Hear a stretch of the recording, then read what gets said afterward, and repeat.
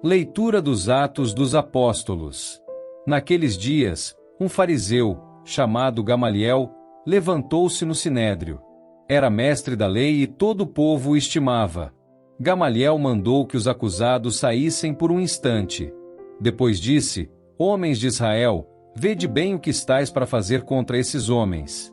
Algum tempo atrás apareceu Teudas, que se fazia passar por uma pessoa importante, e a ele se juntaram cerca de 400 homens. Depois ele foi morto e todos os que o seguiam debandaram, e nada restou. Depois dele, no tempo do recenseamento, apareceu Judas, o galileu, que arrastou o povo atrás de si. Contudo, também ele morreu e todos os seus seguidores se dispersaram. Quanto ao que está acontecendo agora, dou-vos um conselho: não vos preocupeis com esses homens e deixai-os ir embora. Porque, se este projeto ou esta atividade é de origem humana, será destruído. Mas, se vem de Deus, vós não conseguireis eliminá-los. Cuidado para não vos pordes em luta contra Deus. E os membros do Sinédrio aceitaram o parecer de Gamaliel. Chamaram então os apóstolos, mandaram açoitá-los, proibiram que eles falassem em nome de Jesus, e depois os soltaram. Os apóstolos saíram do conselho, muito contentes, por terem sido considerados dignos de injúrias, por causa do nome de Jesus. E cada dia, no templo e pelas casas, não cessavam de ensinar e anunciar o Evangelho de Jesus Cristo. Palavra do Senhor. Graças a Deus.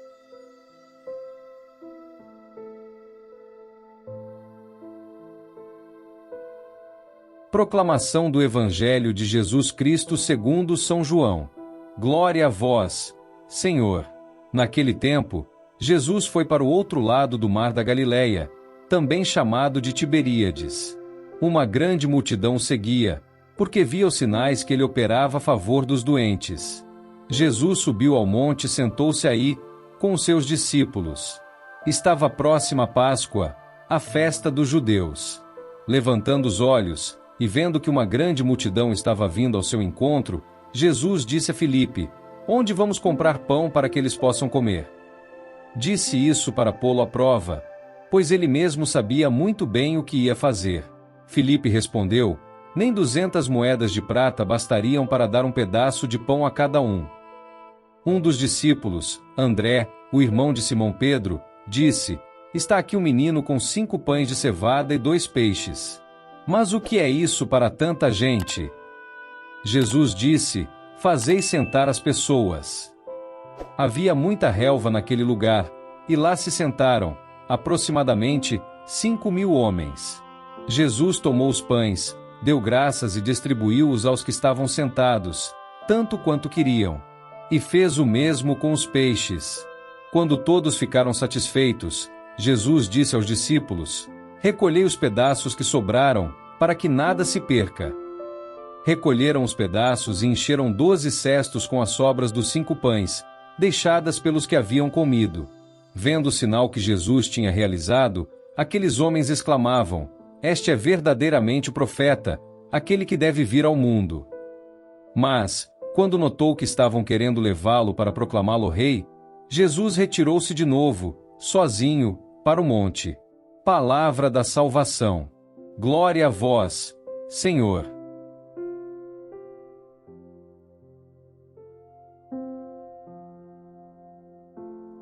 Queridos irmãos e irmãs em Cristo, imaginem-se caminhando por um deserto árido. O sol escaldante castiga impiedosamente, a sede aperta a garganta, e o estômago dói de fome.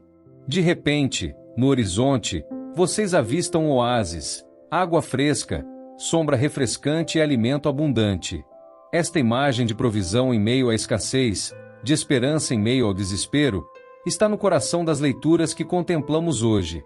No Evangelho, vemos uma multidão faminta, não apenas de alimento físico, mas de esperança e significado. Eles seguiram Jesus até um lugar remoto, atraídos por seus ensinamentos e pela cura que oferecia aos doentes. E quando a tarde chegou, encontrarão-se longe de casa, cansados e com fome. Conhecemos bem essa sensação, não é verdade? Quantas vezes nos sentimos espiritualmente exaustos, emocionalmente drenados, buscando algo que possa satisfazer a fome profunda de nossas almas? Jesus vê essa multidão e é movido de compaixão. Ele se volta para Filipe com uma pergunta que parece ter apenas uma resposta lógica: onde compraremos pão para que eles possam comer? Filipe, sempre prático, faz um cálculo rápido e conclui que nem mesmo 200 denários, o equivalente ao salário de quase 8 meses de trabalho, seriam suficientes para alimentar tanta gente. E é aqui que encontramos André, trazendo o menino com 5 pães de cevada e 2 peixinhos. Há algo profundamente comovente nesta cena. Um menino, não um adulto rico, não um comerciante influente, mas uma criança, oferecendo tudo o que tem. 5 pães de cevada, o pão dos pobres, não o refinado pão de trigo que os ricos comiam, e 2 peixinhos pequenos, provavelmente não muito maiores que sardinhas. Mas o que é isso para tanta gente? Pergunta André, ecoando nossos próprios questionamentos quando enfrentamos desafios aparentemente insuperáveis. O que são nossas pequenas ofertas diante das enormes necessidades do mundo? O que são nossos talentos limitados diante das expectativas esmagadoras? O que é nossa fé vacilante diante das montanhas que precisamos mover? E então, meus queridos irmãos e irmãs, testemunhamos o milagre. Jesus pega aquela oferta insignificante, olha para o céu em agradecimento e começa a distribuí-la. De alguma forma misteriosa e maravilhosa, aqueles 5 pães e 2 peixes se multiplicam, não apenas para alimentar 5.000 homens, mas com tanta abundância que sobram 12 cestos cheios de pedaços. Este milagre nos ensina lições preciosas. Primeiro, que Deus pode usar o pouco que temos e transformá-lo em abundância. Não é a grandeza de nossa oferta que importa, mas nossa disposição de colocá-la nas mãos de Jesus. Aquele menino poderia ter guardado seu almoço para si mesmo.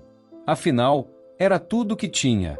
Mas ele escolheu compartilhar, e nesse ato de generosidade, tornou-se parte de um dos milagres mais memoráveis de Jesus. A segunda lição é sobre a natureza da provisão divina. Jesus não criou o pão do nada, como poderia ter feito. Ele escolheu usar o que já estava disponível, multiplicando sobrenaturalmente. Muitas vezes, Deus opera assim em nossas vidas também, não necessariamente através de intervenções dramáticas que ignoram as leis naturais, mas transformando e multiplicando o que já está em nossas mãos. E há uma terceira lição que muitas vezes ignoramos: a importância da gratidão. Notam que antes de distribuir o pão, Jesus deu graças? A gratidão abre as portas para o milagre.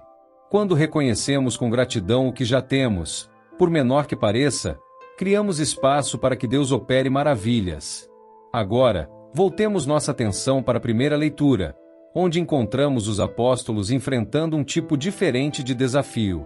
Eles não estão com fome no deserto, mas diante do Sinédrio, o Supremo Tribunal Judaico, acusados de desobediência por continuarem a pregar em nome de Jesus.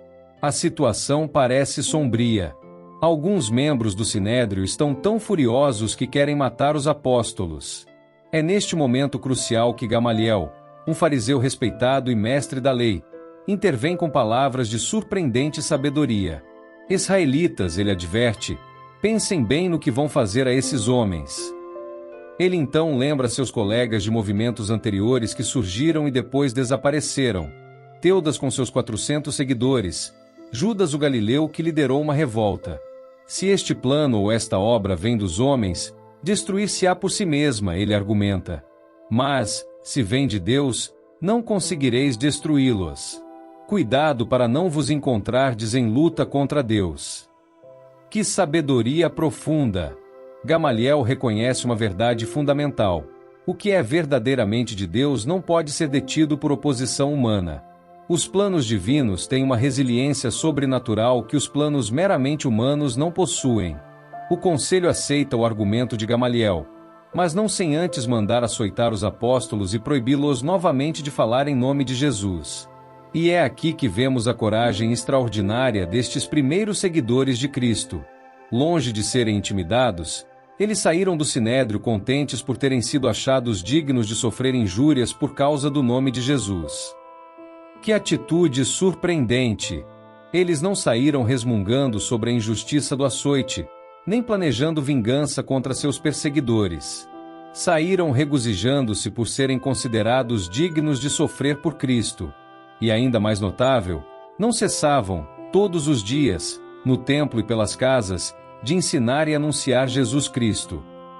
Estas duas leituras, tão diferentes à primeira vista, estão conectadas por um tema profundo: a suficiência de Deus para todas as nossas necessidades.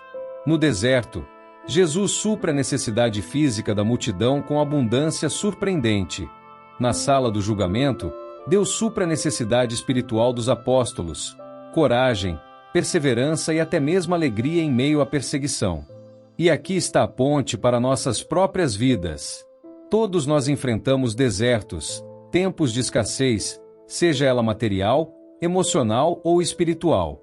Todos nós enfrentamos tribunais, situações onde somos desafiados, criticados ou até perseguidos por nossa fé. Em ambos os contextos, a mensagem é a mesma: Deus é suficiente. Quando nos sentimos inadequados, como André olhando para 5 pães e 2 peixes diante de uma multidão faminta, lembremo-nos de que Deus pode multiplicar o pouco que temos. Quando enfrentamos oposição por causa de nossa fé, como os apóstolos diante do Sinédrio, lembremo-nos das palavras de Gamaliel: se é de Deus, ninguém poderá detê-lo. E talvez o mais inspirador seja a resposta dos discípulos em ambas as situações. O menino oferece tudo o que tem, mesmo sendo tão pouco. Os apóstolos saem do tribunal regozijando-se, mesmo tendo sido açoitados. Ambos exemplificam uma confiança radical em Deus. A crença de que, nas mãos de Deus, nossa pequena oferta pode se tornar mais do que suficiente, e nosso sofrimento pode se tornar motivo de alegria. Meus queridos irmãos e irmãs, hoje somos desafiados a viver com essa mesma confiança radical. Talvez você esteja em um deserto agora, enfrentando dificuldades financeiras, problemas de saúde, um relacionamento rompido. Ou talvez você esteja diante de um tribunal, enfrentando críticas no trabalho por causa de seus valores cristãos, resistência de familiares por causa de sua fé, ou mesmo sua própria dúvida interna questionando se vale a pena seguir a Jesus.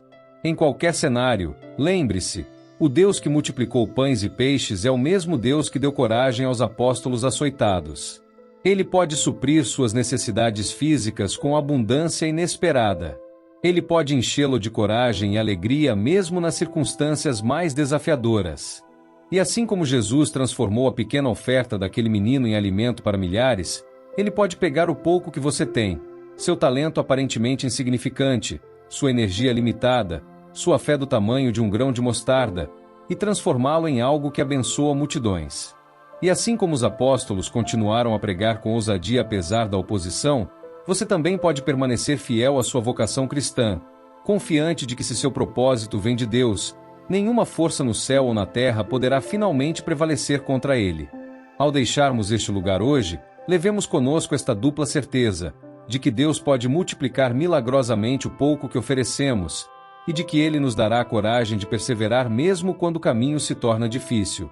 Como o pão que alimentou a multidão e a alegria que sustentou os apóstolos, que a graça de Deus seja abundante em nossas vidas, fortalecendo-nos para cada desafio e enchendo-nos de esperança para cada jornada. Que o Senhor que multiplicou pães e peixes multiplique também sua fé, sua esperança e seu amor. E que o Deus que deu coragem aos apóstolos para se regozijarem no sofrimento lhes dê força para enfrentar qualquer adversidade com alegria e confiança inabaláveis.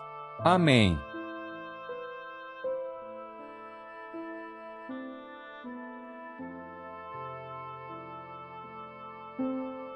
São Miguel Arcanjo, defendei-nos no combate. Sede o nosso refúgio contra as maldades e ciladas do demônio. Ordene-lhe Deus, instantemente o pedimos, e vós, príncipe da milícia celeste, pela virtude divina, precipitai no inferno a Satanás e aos outros espíritos malignos que andam pelo mundo para perder as almas. Amém.